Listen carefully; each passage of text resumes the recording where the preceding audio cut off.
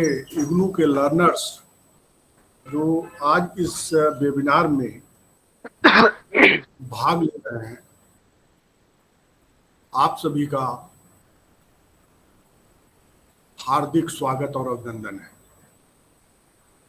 आज के वेबिनार का जो विषय है वो विभाजन एक विभीषिका। देश जब विभाजित हुआ था 14 अगस्त को, तो उसको हम लोग शोक दिवस के रूप में हमारा देश मना रहा है। उसकी याद में, विभाजन विभीषिका की याद में ये कार्यक्रम आयोजित है। कार्यक्रम में हमारे मुख्य रिसोर्स पर्सन जो आपको संबोधित करेंगे,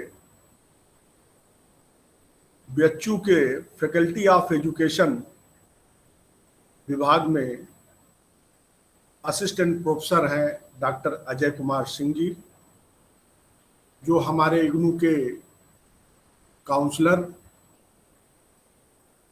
भी रहे हैं वर्तमान में। और मैं क्षेत्रीय निदेशक महोदय से अनुमति लेते हुए ये अनुरोध करूंगा कि डॉक्टर अजय कुमार सिंह जी, जो 17 वर्ष का जिनका एक हायर एजुकेशन सफ़र है, एक विद्वान व्यक्ति हैं, और इस वेबिनार में हम लोग का ज्ञानवर्धन करेंगे। तो मैं सीधे मैं क्षेत्रीय निदेशक से अनुरोध करूंगा डॉक्टर UN त्रिपाठी सर से कि वो प्रारंभ में, शुरू में कृपया 2 मिनट का उद्बोधन विद्यार्थियों को और हमारे रिसोर्स पर्सन के लिए दें। डॉक्टर UN त्रिपाठी जी, क्षेत्रीय निदेशक, IGNOU Varanasi. Thank you, Dr. Sanjay ji. First of all, I welcome you all in this webinar on the partition of India horror. विभाजन एक विभीषिका में आप सभी का मैं स्वागत करता हूं। जैसा डॉक्टर संजय कुमार ने बताया कि आज के हमारे रिसोर्स पर्सन हैं doctor Ajay Kumar Singh, learner faculty from BHU, faculty of education. इनका हिस्ट्री में अच्छी खासी दखल रही है एज एन एकेडमिक पर्सन, और we have called the students of basically MA history for this webinar. So being a part, or I can say very important part of modern India, the partition of India set a different course, एक अलग दिशा ही तय कर दी आज़ाद भारत की। आज हम देख रहे हैं कि उसकी वजह से कई विसंगतियां समाज में और हमारे भारत देश में उस पार्टीशन की वजह से या उसके दुष्प्रभावों की वजह से जो भी रहा है, विभीषिकाएं जो वो थी उस समय और आज भी शायद हम लोगों को महसूस करनी पड़ रही। तो आज MA हिस्ट्री के सभी विद्यार्थियों को हमने आमंत्रित किया है इस वेबिनार के लिए। I can see that many of the students have raised their hands. They might be ready to ask some questions. So I suggest कि you first listen to our resource person. वो अपनी बात रखेंगे हमारे resource person, और आप उनकी बात सुने धैर्यपूर्वक, और once he finish his talk, after that you can ask your questions. We will allow every student a definite time to ask their question, and our resource person will definitely take the questions of the students and answer them accordingly. तो आप सभी सुने ध्यानपूर्वक, और मैं doctor Ajay Kumar Singh ji को फिर से आमंत्रित करता हूं अपने होस्ट डॉक्टर संजय कुमार जी की तरफ से कि वो आएँ और अपनी बात रखें। डॉक्टर अजय जी।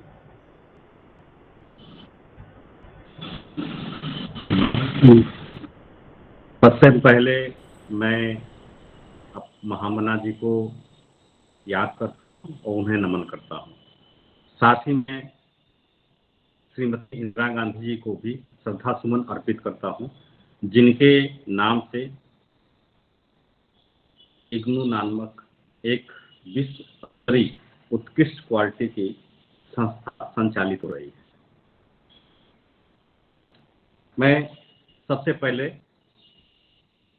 डॉक्टर पांडे जी को, जो रीजनल क्षेत्रीय निदेशक हैं, साथ ही में उनके सहयोगी डॉक्टर संजय कुमार जी को मैं सबसे पहले अपना धन्यवाद प्रस्तुत करना चाहता हूं कि उन्होंने इस कार्य के लिए मुझे चयनित किया, मुझे एक अवसर दिया कि मैं भारत की विभिन्नता के संबंध में पुनः एक बार अपने विचारों का मंथन करूं और उस मंथन के पश्चात आपके सामने कुछ बातें रखूं, क्योंकि भारत की विविधता जो है, एक विविधता, ये बंटवारे का जो दंश है वह बहुत ही गहरा है और इतनी उसकी गहराई है कि उसे लेखन से और अपनी समझ से मापा नहीं जा सकता है। साथ ही में नवांगत जो एमए की इतिहास के विद्यार्थी हैं, उन्हें भी मैं अपना अभिवादन देता हूं, क्योंकि वह भी अब भारत के इंटेलेक्चुअल क्लब में शामिल हो रहे हैं और उनके पास राष्ट्र निर्माण हेतु बहुत सारे अवसर भविष्य में आएंगे और राष्ट्र निर्माण तभी हम कर पाएंगे, राष्ट्र के अस्तित्व को तभी समझ पाएंगे जब हम उसके मूल आधारों को, यानी हम उसके जो बेसिक नींव है उसको समझ पाए। हर व्यक्ति का जैसा अस्तित्व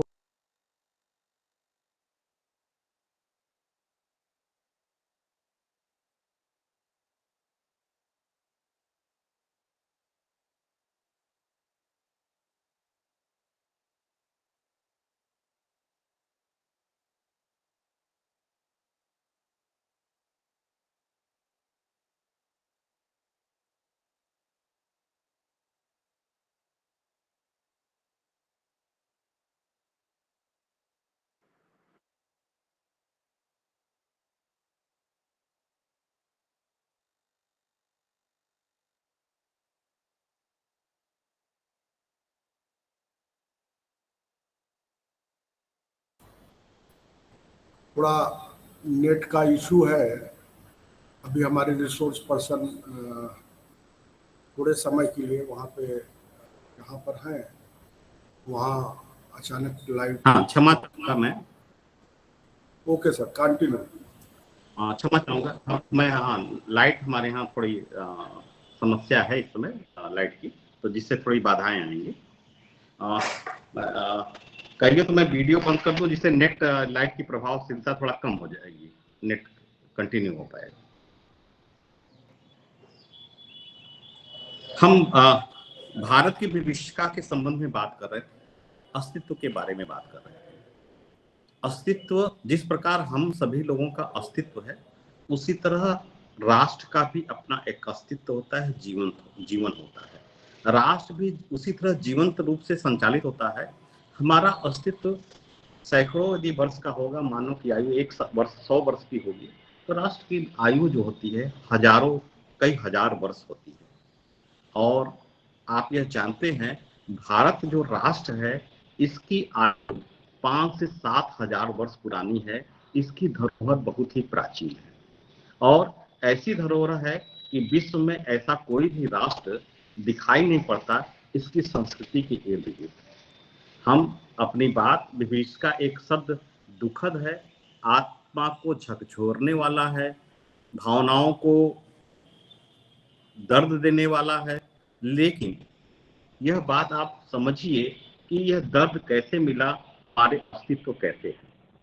तो इसके लिए हमको स्वामी विवेकानंद जी याद आते हैं, जब वह 11 सितंबर 1893 में शिकागो धर्म सम्मेलन में जाते हैं और अपनी बात रखते हैं। उसके पहले भारत सपेरों, लुटेरों, अनपढ़ों, मूर्खों का देश माना जाता है, क्योंकि उसके पहले लॉर्ड मैकाले आ चुका था और लॉर्ड मैकाले ने इस तरह की विषय स्थापना किया था जिसके आधार पर यह उस अंतर्राष्ट्रीय स्तर पर इस तरह का देश माना जाता था।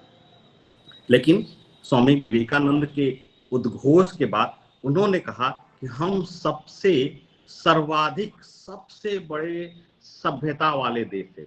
हमारी सभ्यता की जड़ें बड़ी गहरी है, बहुत प्राचीन है और उन्नत किस्म की हैं। आगे आने वाला समय हजारों वर्ष बाद भी हमारी सभ्यता को भी याद किया जाएगा और उस प्राचीन धरोहर के आधार पर नई नई चीजें लिखी जाएंगी, समझी जाएंगी और की जाएंगी। आप जानते हैं 1893 का दिन, और जब हम विभीषिका की बात करते हैं तो द्विराष्ट्र सिद्धांत पर आ जाते हैं। शायद आगे देखेंगे कि यह दो राष्ट्र सिद्धांत था या कुछ और था। तो दो इस आधार पर देखें तो उनकी बात आके लगभग 1900 की 20वीं शताब्दी में, यानी 1921 में मार्शल और दयाराम साहनी ने सिंधु घाटी सभ्यता, हड़प्पा और मोहनजोदड़ो की सभ्यता को खोजा और इसके द्वारा यह पता चला कि वास्तव में स्वामी जी ने जो उद्घोष किया था अंतर्राष्ट्रीय मंचों पर, उसके साक्ष्य मिलने शुरू हो गए थे। और उन साक्ष्यों की बात करें तो आज नई खोज हो रही है, कुशीनगर से लेके हरियाणा तक एक नए भारत का मिलना तय है और उस पर बहुत सारे साक्ष्य मिले हैं। और यह माना जा रहा है कार्बन डेटिंग के आधार पर, डिजिटल डेटिंग के आधार पर, कि यह सभ्यता जो है वह सिंधु घाटी सभ्यता से भी पुरानी है। और सिंधु घाटी की सभ्यता की जैसे ही बात करते हैं तो हमारे मन मस्तिष्क में उसके भग्नावशेष आ जाते हैं और वो भग्नावशेष पाकिस्तान में मिलते हैं।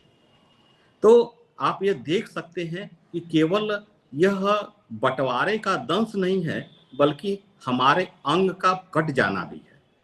हम एक समृद्ध सनातन और समृद्ध ज्ञान परंपरा के लोग थे, समृद्ध संस्कृति के लोग थे, साझा संस्कृति उसमें विद्यमान थी, उन्नत कृष्टता विद्यमान थी और वह हमसे बिछड़ जाती है या तो कहे तो काट दी जाती है। तो इसका जो है, इसकी स्मृतियां तब और भी अधिक ताजी हो जाती हैं जब हमारे अस्तित्व पर चोट होता है, हमारे पुरातन पर चोट होता है, हमारे जड़ों पर चोट होता है, हमारे मिट्टी के साथ होता है, क्योंकि उसी मिट्टी से हम सब मिलके बने हुए हैं। तो यह विभीषिका और भी गहरी हो जाती है। आप ये जानते हैं जो बीज होगा वही बट ब्रिज होगा। कोई बीज जिस बीज का जो नेचर होगा उसी के अनुरूप कार्य होगा। तो यह देखना होगा कि विभीषिका जो है इसके बीज कहाँ से पड़े हुए थे, कहाँ से बीज आए कि हमारा बृहद भारत बढ़ते बढ़ते कटते कटते संकुचित होते होते कहाँ तक पहुंच गया। क्या यह सनातन के अस्त का बात थी या अन्य धर्मों के उदय की बात थी? मैं अपने पूरे व्याख्यान में कहीं भी हिंदू मुस्लिम के बारे में बात नहीं करूंगा। पूरे व्याख्यान में मैं उन चीजों पर ज्यादा जोर दूंगा जो तथ्य परक हो। हमारे क्यों ये बात करना चाहूंगा कि आप जानते हैं 16वीं शताब्दी में ही भक्ति आंदोलन और सूफी आंदोलन प्रारंभ हो चुके थे। हिंदू मुस्लिम एकता की बात की जाने लगी थी, बात मानवता की जाने लगी थी, बात मानव जीवन की जाने लगी थी। लेकिन कालांतर में हम देखते हैं कि यह सारी चीजें धूमिल पड़ जाती हैं, अचानक धूमिल पड़ जाती हैं। यह संयुक्त रूप से मानवता का फेलियर भी माना जा सकता है, यह मानव विवेक का भी फेलियर माना जा सकता है। इस आधार पर हम बात करेंगे, इसे सीखने का एक अवसर मिलता है, क्योंकि यह मानवता पर कलंक है और इस कलंक से हम आप सभी बच नहीं सकते। तो हम और सबसे पहले बात करेंगे कि स्वामी विवेकानंद जी विश्व धर्म सम्मेलन में गए थे और भारत पाकिस्तान का बंटवारा भी संभवतः धर्म के आधार पर हुआ था, क्योंकि द्विराष्ट्र का सिद्धांत जो था वो खोखला था।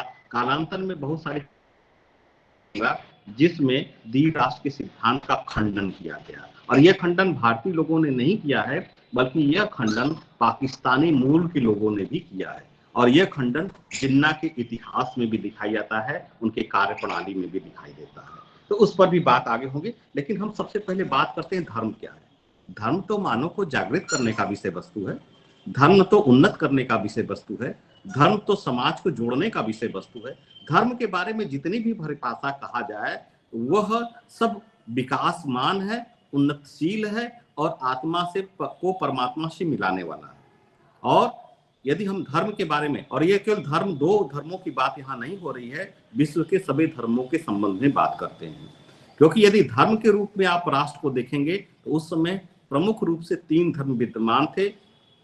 हिंदू धर्म, इस्लाम धर्म के साथ क्रिश्चियनिटी भी विद्यमान थे, क्योंकि इसमें हमारा ब्रिटिश राज्य निरंकुश बना रहा, निष्पक्षता होनी चाहिए थी, लेकिन उसने भी एक खेल किया इस बंटवारे के दंश में, और उसने बंटवारा हमारे सामने परोस दिया। और माउंटबेटन बहुत सालों तक जिंदा रहे, और जी माउंटबेटन बहुत सालों तक जिंदा रहे, और माउंटबेटन अकेले भी पड़ गए थे, और उनके बचाव के लिए बहुत सारी किताबें लिखी गई। और माउंटबेटन आगे चल के यह कहते हैं कि हमने अपने राष्ट्र के हित के लिए काम किया, बिना कोई एक गोली चलाए, बिना किसी अंग्रेज की शहादत दिए, बिना किसी एक बूंद खून गिराए, मैंने 2 राष्ट्रों को बांट दिया। ये कितनी निर्लज्जता की बात है जब हम कहते हैं कि हम धार्मिक रूप से, मानव जनित रूप से हम सिविलाइज्ड हैं। अंग्रेजों का शासन बहुत सिविलाइज्ड माना जाता था, तो इस आधार पर कह सकते हैं कि यहाँ यदि सिविलाइज्ड लोगों की ये गति है तो आगे क्या होगी। तो धर्म के बारे में बात जब करते हैं तो आज क्यों इस बात को हम उठा रहे हैं, क्यों हम कर रहे हैं, क्यों ये पुनः जागृत हो गया 75 वर्षों के बाद? क्योंकि इतिहास से व्यक्ति सीखता है। आप इतिहास के विद्यार्थी हैं, सीखने का समय है, और इतिहास हमको सिखाता है। इतिहास निश्चित रूप से विरोधाभासी भी है। इतिहास के को जिस दृष्टि से देखा जाए उस दृष्टि से हम देख के उसका आकलन करते हैं, लेकिन इतिहास अब वैज्ञानिकता से युक्त हो गया है। बिना तथ्यों के अब बात नहीं किया जा सकता, और अभी तक जितने भी तथ्य गढ़े गए हैं वह या तो कपोल कल्पित थे, या तो मेरा पक्ष नहीं रखा गया, यानी भारतीयों का पक्ष नहीं रखा गया, आम लोगों का पक्ष नहीं रखा गया, और जो जनमानस उससे प्रभावित हुई उनका पक्ष नहीं रखा गया, क्योंकि यहाँ पक्ष तो राष्ट्रों का रखा गया, शासकों का रखा गया, लेकिन वो पक्ष, चाहे वो लॉर्ड माउंटेन हो, चाहे वो जिन्ना हो, और चाहे तो वो भारत की सरकार हो, लेकिन नुकसान अंततः जनता को उठाना पड़ा। तो इसलिए इतिहास को सीखना है, जानना है, सीखना है, समझना है। दूसरा है, यह घटना तो हुई, लेकिन भविष्य में इस तरह के शांति संदेश का अंत न हो, शांति हमारी विस्थापित न हो जाए। शांति मानव जीवन का प्रमुख अंग है, और बिना शांति के हम रह नहीं पाते हैं, क्योंकि 5 मिनट यदि हमारे अंदर क्रोध का प्रवेश होता है तो निश्चित रूप से हमें 24 घंटे विचलित कर देती है। तो शांति मानव का मूल है, और हमारी भी भारतीय सनातन का मूल है सत्य और अहिंसा, जिसको गांधी जी ने के माध्यम से नवाचार हुआ। गांधी जी ने एक नवाचार किया, और इस पूरे घटनाक्रम में देखें तो एकमात्र बंटवारे के विरोध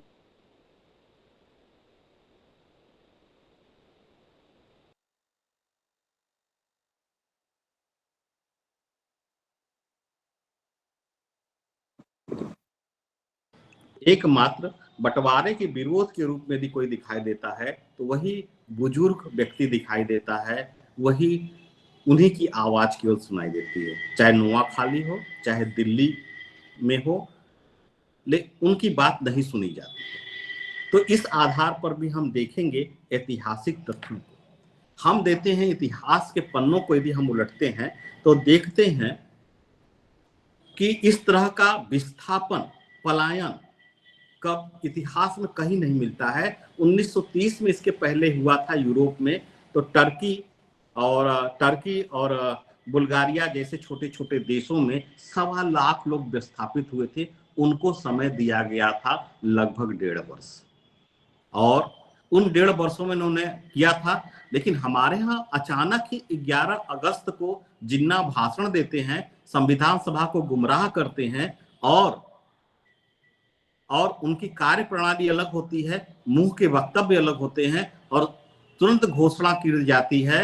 और 14 तारीख जो ऐसा होता है कि जिसमें विभाजन का रस और आनन फानन में पूरी का पूरा समुदाय उथल पुथल हो जाता है, और इसमें आज माना जाता है, जो उस समय के डेटा है उसकी संख्या ज्यादा हो सकती है, लगभग 1.3 करोड़ लोगों ने विस्थापन किया।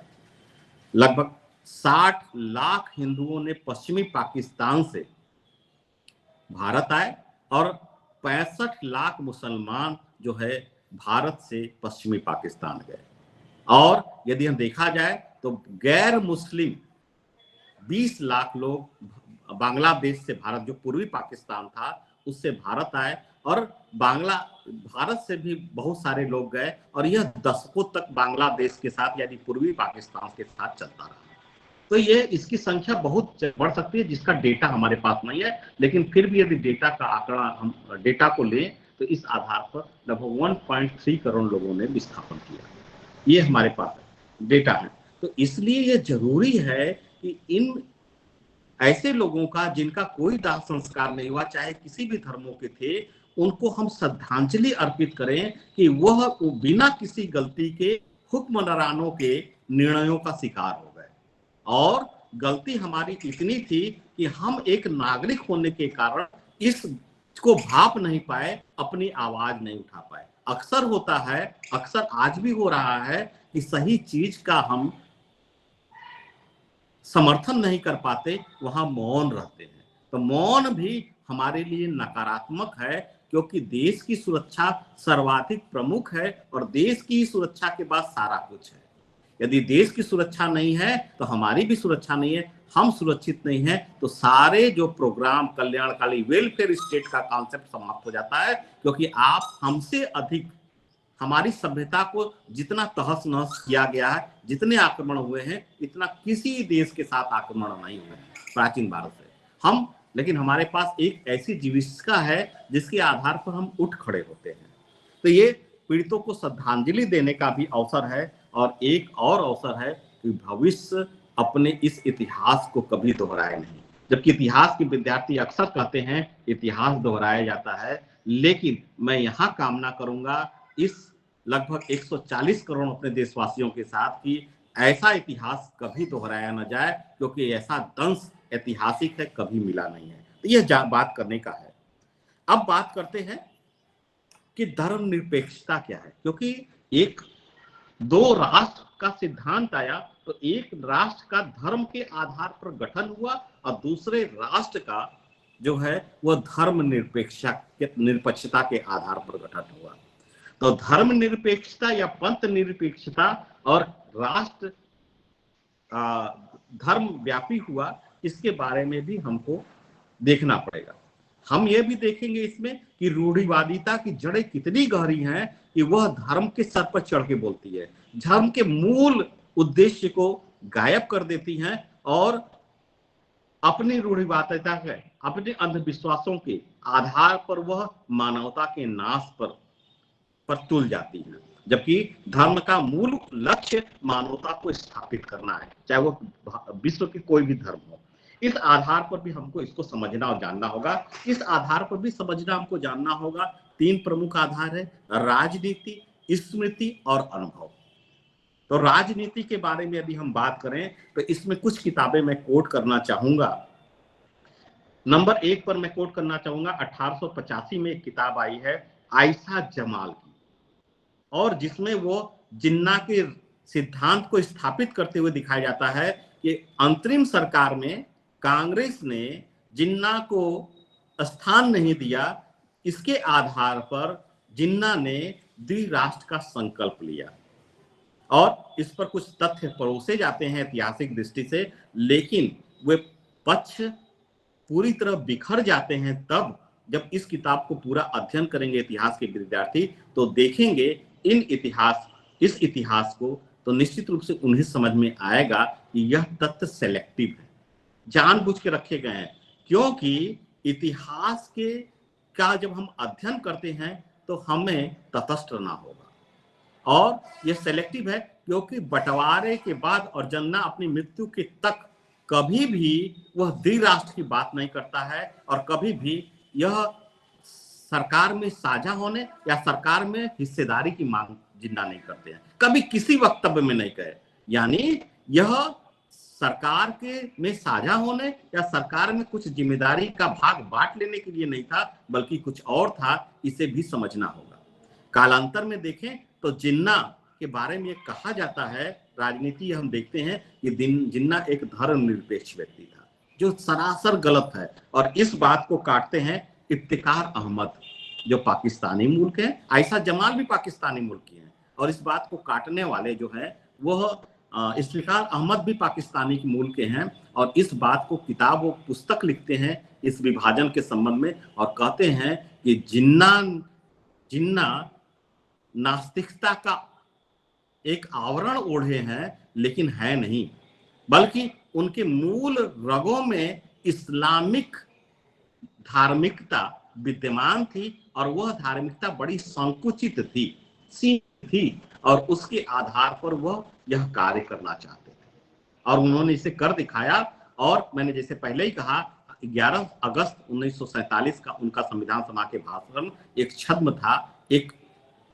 रणनीति, या एक कह सकते हैं कि एक षड्यंत्र था। इसके आधार पर वो पूरी किताबों को लिखते हैं और तथ्य देते हैं जिन्ना के बारे में, और बताते हैं कि किस तरह पाकिस्तान का उदय हुआ, और पाकिस्तान की साझा संस्कृति चली गई, और पाकिस्तान एक नए रूप में आया। हम बात करते हैं, राजनीतिक रूप से बात करते हैं, तो एक है, हम किताबें तो बहुत लिखी गई हैं, लेकिन हम जिन किताबों का जिक्र कर रहे हैं वो ऐतिहासिक दृष्टि से यह शोध की किस पुस्तकें हैं, और कुछ अनुभव की हैं जो है। एक है नरेंद्र सिंह सरेला, उन्होंने पाकिस्तान भारत के विभाजन पर पुस्तक लिखी। नरेंद्र सिंह सरेला लॉर्ड माउंटबेटन के वो एडीसी थे, और सरेला नाम का उत्तर प्रदेश में एक छोटी सी रियासत है, उसके कर्ता धर्ता थे, और लॉर्ड माउंटबेटन से जुड़े हुए थे, और उन्होंने बहुत ही नजदीक से लॉर्ड माउंटबेटन के क्रियाकलापों को देखा था। आप ये इतिहास के विद्यार्थी जानते हैं कि उस 9 सूत्री अभियान थे, 9 सूत्र थे भारत की विभाजन को, जिसको लॉर्ड माउंटबेटन ने प्रस्तुत किया था इंग्लैंड के राजा से सहमति के बाद, इंग्लैंड के संविधान पार्लियामेंट से सहमति के बाद। तो उसके थे, उन्होंने जो देखा, तो इनकी पुस्तक को भी हम आत्मसात कर सकते हैं, क्योंकि यह बहुत ही नजदीकी से जुड़े हैं और इस त्रासदी को देखे हैं, और इसके लिए भी वह लॉर्ड माउंटबेटन और जिन्ना को जिम्मेदार ठहराते हैं, और कहते हैं यही 2 लोग जिम्मेदार हैं इसके लिए। हम चौथी बात एक पुस्तक का जिक्र करेंगे। महात्मा गांधी के निजी सचिव होते हैं, आप जानते हैं उनका नाम, इतिहास के विद्यार्थी आप हैं, यदि इतिहास के नहीं होते, दूसरे विषय के होते तो नहीं जानते, श्री प्यारेलाल। श्री प्यारेलाल की पुस्तक आती है the last phase of Gandhi, राजनीति। तो लास्ट फेज ऑफ गांधी के चौथे खंड में यदि आप उनका अध्ययन करें तो देखते हैं कि लास्ट फेज ऑफ गांधी के चौथे खंड में वह कहते हैं लाशों का सर, दिल्ली को वो लाशों का सर, कहीं बाहर नहीं कहते हैं, भारत की राजधानी दिल्ली को कहते हैं लाशों। यहां तक उसमें जिक्र करते हैं कि मेरठ से मिस्तर बुलाए जाते हैं, और मिस्तर भी लाश को उठाने से मना कर देते, इतनी बदबू, इतनी चीजें थी। तो इस आधार पर, और गांधी इसके लिए विरोध करते हैं, लेकिन गांधी की आवाज भी जब जाती है, चारों तरफ कर्फ्यू लगते हैं, कलकत्ता से जब ट्रेन से आते हैं उन्हें नई दिल्ली स्टेशन पर नहीं उतारा जाता है, बल्कि उन्हें शहादरा स्टेशन पर उतारा जाता है। यानी गांधी की आवाज भी धीरे धीरे दबने लगती है, इतना उन्माद फैल जाता है, धर्म का कितना उन्माद होता है। तो हम मानवता को स्थापित करने वाले धर्म के स्थान पर अधर्म कहने से, धर्म के नाम पर अधर्म कैसे पसरा, इसे भी जानना चाहिए। तो राजनीति ने धर्म का खेल खेला और धर्म के रथ पर सवार होकर मानवता का हनन किया।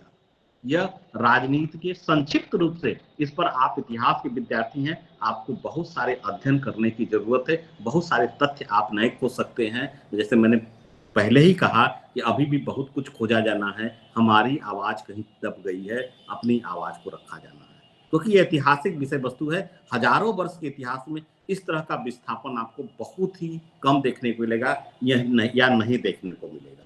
तो इस आधार पर हम देख सकते हैं। दूसरी बात आते हैं स्मृति। क्या स्मृति है हमारी? कौन सी स्मृतियां बिखर गई? हमारी स्मृति हमारी संस्कृति में है, हमारी स्मृति हमारी सभ्यता में है, हमारी स्मृति वहां के मकानों में, हमारी स्मृति जीवन जीने में है, हमारी स्मृति अपने उस लाहौर कराची जैसे शहरों में है जहां जहां जीवन को खोजा गया था, जीवन पला बढ़ा था। वो सारी स्मृतियां विद्यमान है। भारत की यदि बात होगी तो शायद लाहौर और कराची और सिंध पंजाब की बात न हो तो अछूती हो गई, और सिंधु नदी की बात न हो तो अछूती हो जाएगी। तो निश्चित रूप से स्मृतियां इतनी हमारी भरी पड़ी हैं, और ये स्मृतियां एक दिनों की नहीं है, बल्कि यह स्मृतियां सैकड़ों और हजारों वर्ष की हैं, एक व्यक्ति की नहीं है, लाखों करोड़ों व्यक्तियों की स्मृतियां। तो इन स्मृतियों को साझा करने की जरूरत है। कितने ऐसे लोग हैं जो अपनी मिट्टी में जाना चाहते हैं, मिलना चाहते हैं, लाना चाहते हैं। ऐसे लोगों को की स्मृतियों को समझना होगा, और इस स्मृति को भी समझना होगा कि हमने खोया क्या, हमने पाया क्या, क्या खो दिया, क्या पा दिया।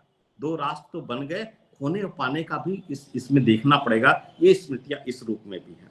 यदि हम बंटवारे के अनुभव को देखें तो लोगों में अलग अलग है।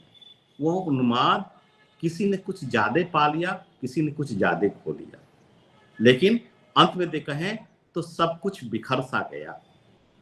और इसके आधार पर कहा तो यह बंटवारा नहीं, बल्कि स्मृतियों में देखें तो यह महाध्वंस था, जिसको हम अंग्रेजी में होलोकॉस्ट कहते हैं। यह महाध्वंस था, यह ध्वंसात्मक। मानव जीवन जो होता है, मानव जीवन हमेशा सृजनकारी होता है, लेकिन यह महाध्वंसात्मक था।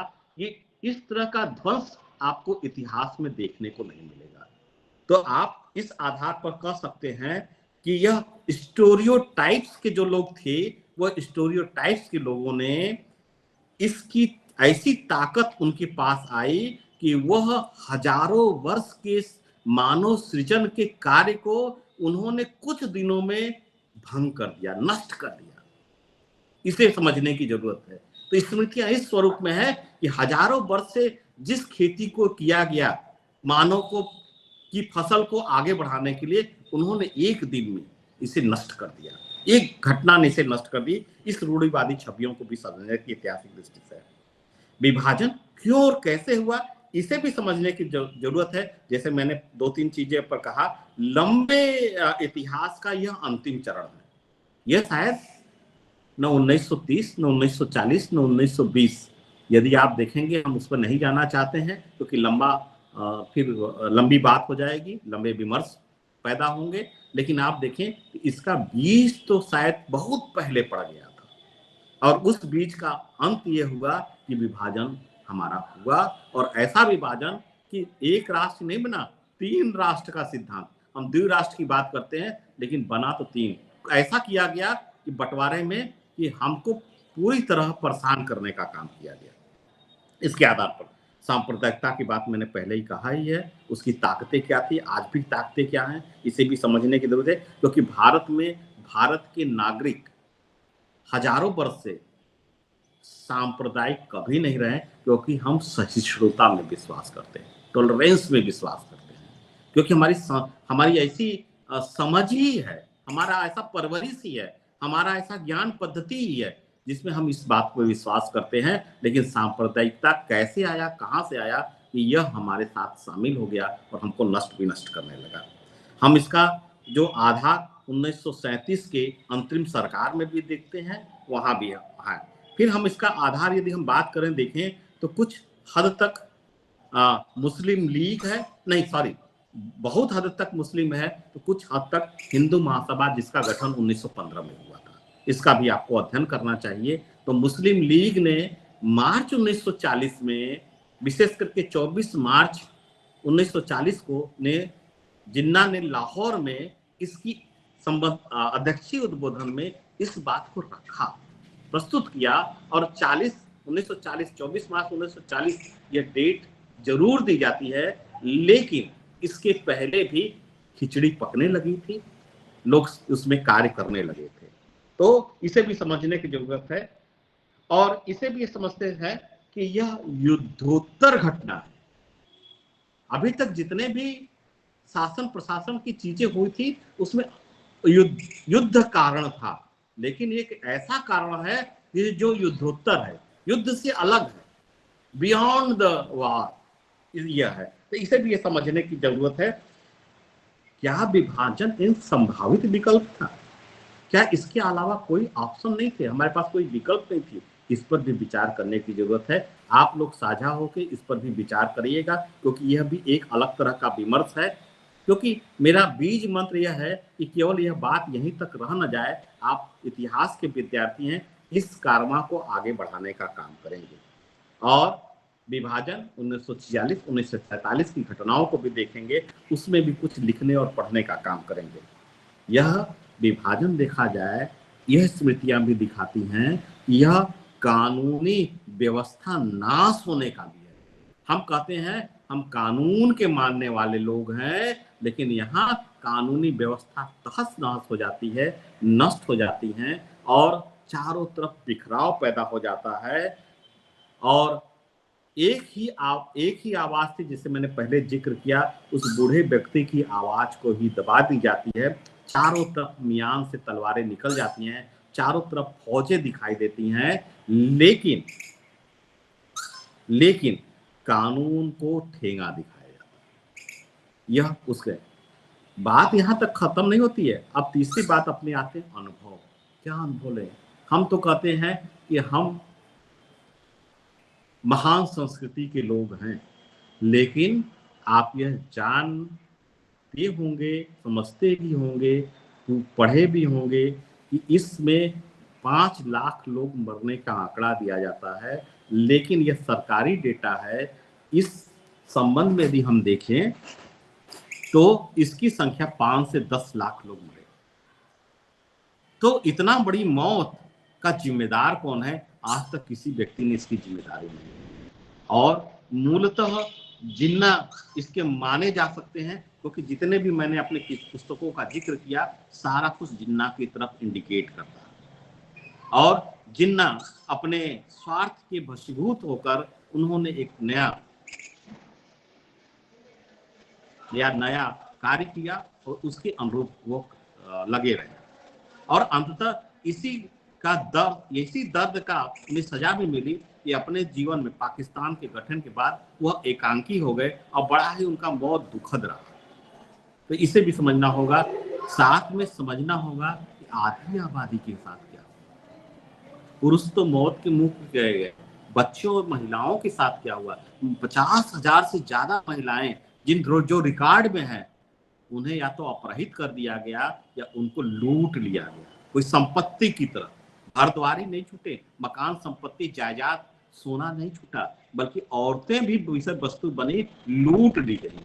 वो उन दोनों धर्मों में जिसे महान माना जाता था, जो औरतें की इज्जत करती, स्त्री स्त्रीता, जो हमारे शास्त्रों में भी लिखा हुआ है। तो यह घटना हुई और इन घटनाओं को देखेंगे तो बाद में देखते हैं औरतों की बरामदगी के बारे में भी इस पर चर्चा होती है, इस पर किताबें हैं, लेकिन बरामदगी नहीं हो पाती हैं। बल्कि बरामदगी का यहाँ संबंध है कि बरामदगी का मतलब यहाँ है एक लाइन में समझने का। आप लोग जानते भी हैं कि औरतें लूटने के बाद जबरदस्ती उनसे विवाह कर लिया गया, निकाह कर लिया गया और उनके न चाहने पर भी उनके साथ संबंध बनाए गए और इज्जत की कक्षा समाप्त हो गई, बेइज्जत का जीवन शुरू हो गया।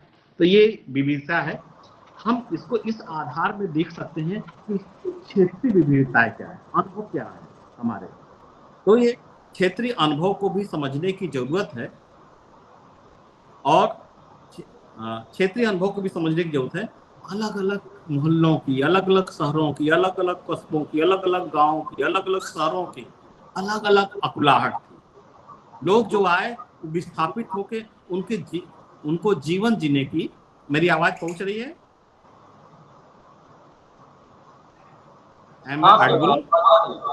यस सर, ये बहुत अच्छा आ रहा है सर, थैंक यू। और आपकी आवाज स्पष्ट रूप से आ रही है। चलिए, लाइट भी आ गई है, आ रही। तो निश्चित रूप से हम समापन की तरफ अब चलते हैं, बात करते हैं। सर ने कहा, थोड़ा संकेत दिया कि समय भी समय की भी अपनी एक मर्यादा है। तो निश्चित रूप से इस पर क्षेत्रीय विविधताएं हैं। इस पर बहुत सारे अनुभव को देखें तो कहानियां लिखी गई हैं, कविताएं लिखी गई हैं, बहुत सारे जो है सीरियल बने हैं, फिल्म बने हैं, और उनको हमको देखने और समझने की जरूरत है, क्योंकि इतिहास के पन्नों में नहीं मिलेंगे लेकिन दर्द के पन्नों में जरूर मिलेंगे। तो इन कविताओं को, कहानियों को, नाटकों को, जैसे तमस बहुत फेमस था, हम लोगों ने हमने तो पूरा तमस देखा है, अपने सीरियल आता था टीवी पर। तो इस तरह की चीजें, और कई फिल्म भी हम लोगों ने देखी, तो आप लोगों ने भी देखे होंगे, तो इसे भी इस रूप में समझने की जरूरत है। और निश्चित रूप से अपनी बात को यहाँ विराम दूंगा, यह बात करते हुए कि मदद, मानवता और सद्भावना, इसका कोई जोड़ नहीं है। मदद, मानवता और संभावनाओं को ध्यान में रखते हुए पुनः इतिहास लिखने की और उस पर इतिहास कायम करने की काम करना है। तो काल रेखा है हमारे सर पर चढ़ के बोली, लेकिन काल रेखा को अब हमको अपना दास बनाना है। इस आहट, इस आह और इस आंसू को पोंछते हुए, आशा की किरण देखते हुए हमें अगले मंजिल पर जाना है। एक नया भारत बनाना है, एक नया विश्व बनाना है। और अरबिंदो की एक कोटि बात से मैं समाप्त करना चाहूंगा।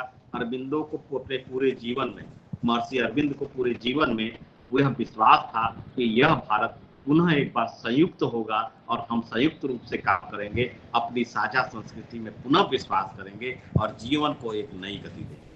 बहुत बहुत धन्यवाद एक बार पुनः क्षेत्रीय निदेशक को और डॉक्टर संजय जी को कि हम जैसे अदना व्यक्ति को अवसर दिया, हमको सुनने का प्रयास किया। पता नहीं मैं कितना सार्थक रहा, कितना सार्थक नहीं रहा, कितना आप इसका चयन कर सकते हैं। और निश्चित रूप से मेरा प्रयास था, ये मेरा बस ये प्रयास था कि आप तक कुछ बातें पहुंचे, कुछ आप भी जोड़ें और हम सभी लोगों को अवगत कराएं। बहुत बहुत धन्यवाद। धन्यवाद सर, आपने हमारे विद्यार्थियों को बहुत ही सारगर्भित जानकारी दी और मैं उम्मीद करता हूं कि हमारे कुछ विद्यार्थी जिनके मन में कोई जिज्ञासा हो, अभी आप थोड़ी देर और समय निकाल करके जुड़े रहें, जिससे मैं अपने विद्यार्थियों का कोई भी प्रश्न अगर हो तो ले सकूं और आप उसको बता सकें, विद्यार्थियों को संतुष्ट कर सकें।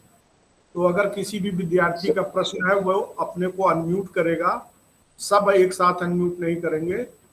और जिन्होंने हैंड रेज किया है सवाल ले लीजिए सर। हाँ। सर अभी तक स्टडी मटेरियल नहीं मिला है सर। देखिए, ये आज का जो विषय है हमारा, वो केवल वेबिनार का विषय है और वेबिनार से जो डॉक्टर साहब बोल रहे थे और आपको जानकारी दे रहे थे, इससे संबंधित अगर कोई चीज आपके मन में जिज्ञासा हो, बाकी बुधवार को 11 बजे से लेकर के 12 बजे तक ग्रीवांश मीटिंग करते हैं। हर बुधवार को लिंक भी गया है आपके पास, लोगों के पास बहुत, उसी लिंक पर आप हमसे जुड़ सकते हैं। और फिलहाल आपके प्रश्न का मैं जवाब दे रहा हूं। अगर आप वाराणसी के छात्र हैं तो एक बार आरसी वाराणसी पे विजिट कर लें। अगर आप किसी अन्य स्टडी सेंटर के छात्र हैं तो आपके घर के पते पर दिल्ली से किताबें जाएंगी। अभी एडमिशन की प्रक्रिया चल रहा है, किताबों में अभी थोड़ा समय लगेगा।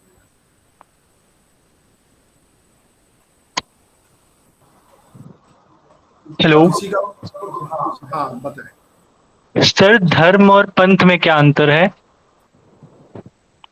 डॉक्टर अजय कुमार सिंह जी, डॉक्टर साहब। हाँ, धर्म और पंथ में अंतर हम आपको बता देते हैं। मेरी आवाज आ रही है आपको? Yes sir. धर्म जो है जीवन की जीने की पद्धति। धर्म जीवन जीने की पद्धति है। ये अपनी बात में नहीं कर रहा हूँ, यह माननीय भारतीय सुप्रीम कोर्ट के दिए हुए निर्णय के आधार पर मैं बात कर रहा हूँ, क्योंकि उन्होंने बहुत सारे धर्मों का अध्ययन करने के बाद उन्होंने एक दिया, विशेषकर हिंदू धर्म जीवन जीने की पद्धति और सारे धर्म जीवन जीने की पद्धति होती है। पंथ क्या है? जब हम जीवन जीना चाहते हैं तो हम एक परिवार में जिस प्रकार रहते हैं, तो हम एक ही छत के नीचे रहते हैं, एक ही ब्लड रिलेशन में है, एक तरह की सोच है। एक तरह के विचार है, लेकिन हमारे कुछ अपने अपनी रुचियां और विचार होते हैं, ठीक है। तो Yes, हम sir. उसको पंथ के रूप में बंट जाते हैं। जैसे बौद्ध धर्म में हीनयान, महायान, विज्ञानवाद, जैन धर्म में श्वेतांबर दिगंबर, हिंदू में वैष्णव, शैव इत्यादि। तो ये सारे पंथ हो जाते हैं। और भारतीय यदि दृष्टि से पंथ की बात करें और धर्म की बात करें, जो धर्मनिरपेक्षता के सिद्धांत को हमने यहाँ बताया, धर्मनिरपेक्षता है कि ईश्वर को न मानना, धर्म से निरपेक्ष है। लेकिन पंथ का मतलब है कि हम सभी पंथों का उसी तरह आदर करेंगे जिस प्रकार हम अपने पंथ या धर्म का आदर करते हैं, तटस्थ रहेंगे, उसी प्रकार हम सबका आदर करेंगे। हम ईश्वर को मानते हुए सबको ससम्मान देंगे। सर, भारत के विभाजन समझौते में भारत और पाकिस्तान के हिस्से में कितनी संपत्ति आई होगी?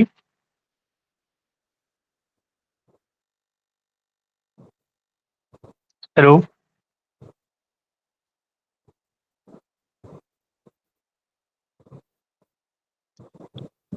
Hello sir. मेरी आवाज सुनाई दे रही है आप लोगों को? Hello sir. जी हेलो सर, भारत का जो विभाजन समझौता हुआ उसमें भारत और पाकिस्तान के हिस्से में कितनी संपत्ति आई होगी? डॉक्टर संजय कुमार, आप अपने आप को अनम्यूट कर लें प्लीज, म्यूट हैं आप। अच्छा, ठीक है। भारत और पाकिस्तान के विभाजन की यदि हम संपत्ति की बात करें तो आपका पहला तो ये जो आज का विषय है, ये संपत्ति के बंटवारे का नहीं है, ये आत्मिक बंटवारे का आज प्रश्न है। जो उद्देश्य, जिस उद्देश्य से लिया गया कि हम कैसे मानव के रूप में विभाजित हो गए। भौतिकता के कारण, भौतिक चीजों की चाहने के कारण ही हमने मानवता का नाश कर दिया, आत्मा का नाश कर दिया और चीजें छूट गई। ये आज का टॉपिक का विषय है। संपत्ति कितनी क्या मिली, यह आप गवर्नमेंट ऑफ इंडिया की वेबसाइट पर जाइए, वहां स्पष्ट आपको दिखाई देगा। सर प्रणाम, मैं इंजीनियर हेमंत कुमार प्रयागराज से बात कर रहा हूँ, एनएमडीसी लालापुर छिलका सैंड प्रोजेक्ट हेड। जी जी बताइए। जी बहुत बहुत आभार सर का, डॉक्टर अजय साहब का, जिन्होंने बहुत ही महत्वपूर्ण और बहुत ही बेहतरीन ढंग से दिल को छूने लेने वाले अंदाज में सारे विषय वस्तु को रखा। और यहाँ हम ये जानना चाहेंगे सर से कि जो किताब का सर ने जिक्र किया उसकी जानकारी अगर मिल जाती तो, क्योंकि वो सुनने में थोड़ा सा अस्पष्ट रहा, तो ये मेरा विनम्र निवेदन है। नाम नोट कर लीजिए, नाम करेंगे सर्च मिल जाएगा, अभी नाम नोट कर लीजिए आप लोग। मैंने 3-4 किताब का जिक्र किया। एक तो उन्होंने इफ्तिकार अहमद का जिक्र किया, ये पाकिस्तानी मूल के लेखक, बड़ी अच्छी किताब उन्होंने बंटवारे को लिखी है, विशेषकर जिन्ना के बारे में। जिन्ना के का दोहरा जो चरित्र था, व्यक्तित्व का, उसको उद्घाटित किया। इनका नाम लिख करिए, जैसे ही सर्च करेंगे मिल जाएगा। दूसरा आयशा जमाल का, इन्होंने आयशा जमाल, ये भी पाकिस्तानी मूल की है। मैंने जानबूझ के हिंदुस्तानी का किताब का जिक्र नहीं किया, दो पाकिस्तानी दो पाकिस्तानी लोगों का जिक्र। आयशा जमाल 1885 में इन्होंने दोस्त लिखा कि जिन्ना इज ए फेलियर और winner, Jinnah is a failure और विनर पुस्तक चित्रण किया है। जिन्ना का पक्ष यहाँ रखा है, लेकिन ये पक्ष रखने में पूरी तरह सफल नहीं हुए। इनके ही पक्ष रखते समय ही की बात, तो दूसरी बात उत्पन्न होने लगी है, फेलियर है। तीसरी बात है नरेंद्र सिंह सरेला, ये जैसे मैंने बताया लॉर्ड माउंटबेटन के ये एडीसी थे, और इनकी क्योंकि बहुत अटैच रहे उनके साथ, निश्चित रूप से इनकी जो बातें हैं वो हमारे तथ्यपरक बातें होंगी और बहुत सुविधा संपन्न थी। और इन्होंने जो पुस्तक लिखी है, भारत का विभाजन, हिंदी और इंग्लिश दोनों में है, तो इन्होंने जो पुस्तक लिखी है वह भारत की स्वतंत्रता के बाद इंग्लैंड में जाके रह के और वहाँ के पूरे डॉक्यूमेंट का अध्ययन करने के बाद, यानी पार्लियामेंट्री की लाइब्रेरी में बैठ के वहाँ के पूरे अध्ययन करने के बाद इन्होंने पुस्तक लिखी। केवल अपने ही अनुभव साझा नहीं किए, बल्कि तथ्यों को भी रखा। ठीक। चौथी पुस्तक है महात्मा गांधी के जो निजी सचिव हैं प्यारे लाल जी, इनकी किताब है the last phase of Gandhi, इसके चौथे खंड को पढ़िएगा। इसके चौथे खंड में इसके कई खंड हैं, पार्ट जी है, तो चौथे खंड को पढ़िएगा, the last page of Gandhi ji Pyarelal. जी जी और भी बहुत सारी जी किताबें हैं, लेकिन बहुत मुझे बहुत लगता है सुन कि ये जी रिसर्च पर आधारित किताबें हैं, अनुभव पर आधारित है, और ऐसे लोगों पर है जो जी प्राइमरी सोर्स थे, सेकेंडरी सोर्स नहीं थे। जी जी जी बहुत और बहुत आभार सर का। किसी का प्रश्न कोई? Good afternoon sir. सर, मैं जब भी विभाजन या भारत की स्वतंत्रता के बारे में पढ़ती हूँ तो मेरे मन में एक सवाल हमेशा आता है कि क्या इस देश का विभाजन होना चाहिए था, और अगर नहीं तो क्या आज हमारी स्थिति जो बांग्लादेश में हम देख रहे हैं वैसी भी हो सकती थी, या फिर स्थिति हाँ, कुछ और होती? निश्चित। अनु जी आप बोल रही थी ना?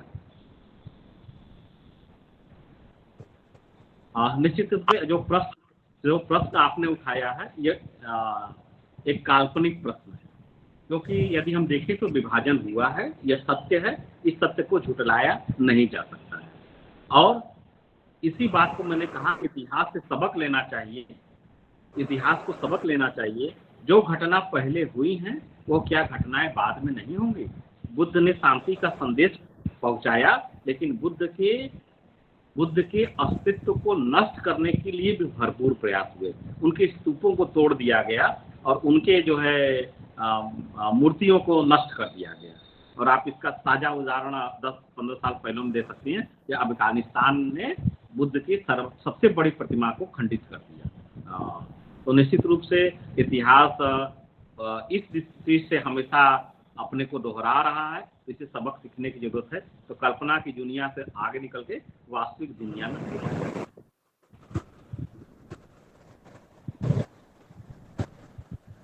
और किसी का प्रश्न कोई? सर, ऐसा था क्या कि मतलब बोला गया था कि जिन्ना के द्वारा अगर मुझे प्रधानमंत्री बनाया जाए तो मैं विभाजन नहीं करूंगा, और मतलब कि अगर इसका बागडोर मेरे हाथ में आए देश का। हाँ, अ, ठीक है। हाँ शिवाली जी, ये एक कथो कल्पित एक दिमाग की उपजी हुई चीज है, जिसे जिन्ना को धर्मनिरपेक्ष बताया गया। और आप देखते हैं, मैं 2 लोगों का उदाहरण लूंगा, बहुत सारे ऐसे उदाहरण हैं, और विशेष करके मैं भारतीय जनता पार्टी का जो हिंदू राष्ट्र या हिंदू अस्तित्व के बारे में बात करती है उसके बारे में बात करूंगा। उसमें एक नाम बहुत बड़ा था जसवंत सिंह का, जो बहुत दिनों तक विदेश मंत्री रहे और बहुत सारा अध्ययन और लर्नेड पर्सन थे। उन्होंने जिन्ना के बारे में ऐसी ही बात कही, और जिन्ना को के संबंध में उन्होंने कहा कि यदि यह होता, और आप देख सकते हैं कि पराभव हुआ। दूसरी बात है कि लाल कृष्ण आडवाणी जी, उन्होंने भी जिन्ना के मजार पर गए और जिन्ना के मजार पर अपना मत्था टेका। वहां तक तो ठीक था, लेकिन जैसे ही जिन्ना को धर्मनिरपेक्ष बताया और कहा कि भारत से यह नहीं हो सकता था, वैसे ही आप देख सकते हैं कि लाल कृष्ण आडवाणी जी का प्रभाव कितना तेज गति से हुआ। और उसका वर्णन हम नहीं कर सकते हैं, लेकिन आप खुद महसूस कर सकते हैं। तो कहने का तात्पर्य है कि जिन्ना के संबंध में एक कूट रचित साहित्य रचा गया, कूट रचित, क्योंकि जिन्ना की कथनी करनी में बहुत बड़ा अंतर रहा। ये इतिहास का विषय है, इतिहास को खोजना चाहिए पुनः, क्योंकि जितने भी वैज्ञानिक तथ्य आ रहे हैं, वैज्ञानिक पुस्तकें आ रही हैं, वो इस बात को अब साबित कर रही हैं कि केवल हमारे पॉलिटिशियंस के कह देने से नहीं है, बल्कि उनके क्रियाकलाप क्या थे, कैसे वो सोचते थे, वो उसका है बात।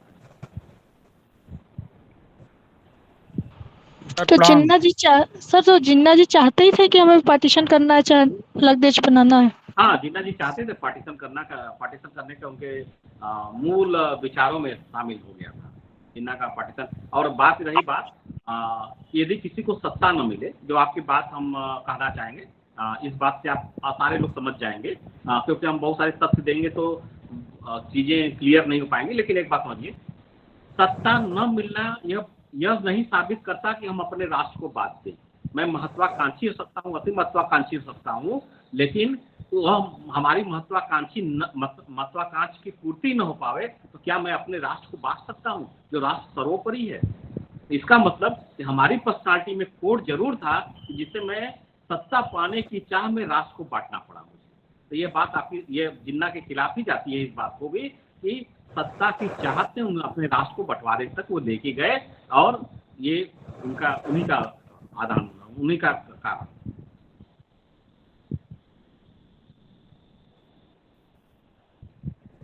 ठीक है, हम लगता है सत्र का समापन किया जाए। प्रश्न हो गए आपके? आप किसी और बात नहीं है? सब आपने इस व्यस्ततम समय में जो समय निकाला एक चीज और बताना चाहूंगा। जी आपकी एक क्लास के लिए, वो उस डॉक्टर साहब का समय देखते हुए जो हमने अनुरोध किया था उससे 15-20 मिनट हम लोग लेट हो चुके हैं। डॉक्टर साहब की एक अपनी क्लास है, तो फिर से इस तरह के कार्यक्रम होंगे। और डॉक्टर साहब आए, बहुत अच्छा लगा और बहुत सारगर्भित जानकारी दी, और हमारे विद्यार्थी भी प्रश्न जो पूछा बड़ा अच्छा लगा, डॉक्टर साहब ने जवाब दिया। अब हम औपचारिक धन्यवाद के लिए, आज के इस कार्यक्रम के औपचारिक धन्यवाद के लिए डॉक्टर श्रवण कुमार पांडे, सहायक से अनुरोध करूंगा कि औपचारिक धन्यवाद प्रदान करने का कष्ट करें।